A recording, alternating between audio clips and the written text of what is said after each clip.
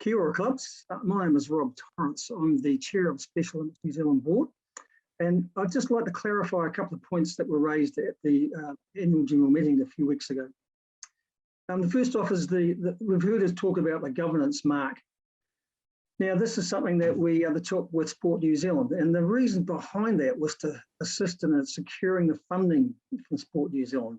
They wanted to ensure that we had a working board that was meeting a set standard for their organisation before they released funds.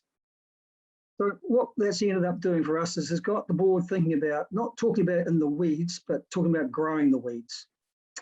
And we essentially work on a 9-year horizon. And within that horizon, we've got three-year periods, which we look at now and suggest, well, what are the opportunities and what are the risks to those opportunities present to the board and to Special Olympics New Zealand and how we run it. And that's essentially why we've done the governance mark.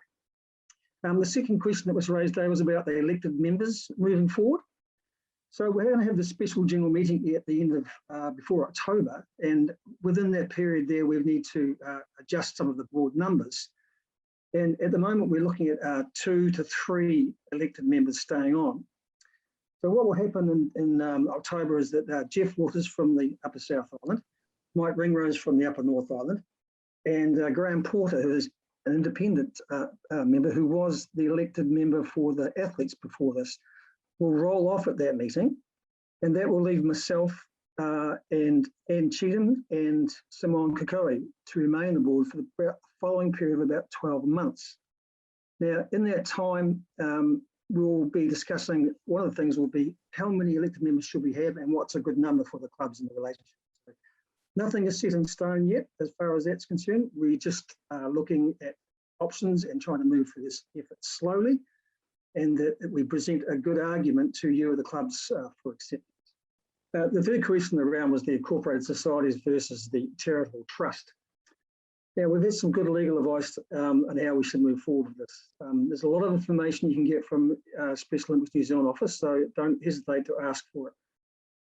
We believe that the charitable trust is a nice, simple way for your committees to work, and it will future-proof your committees and how the clubs work.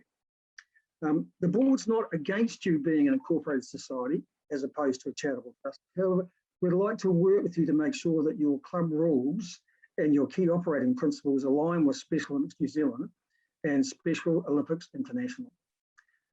Thank you.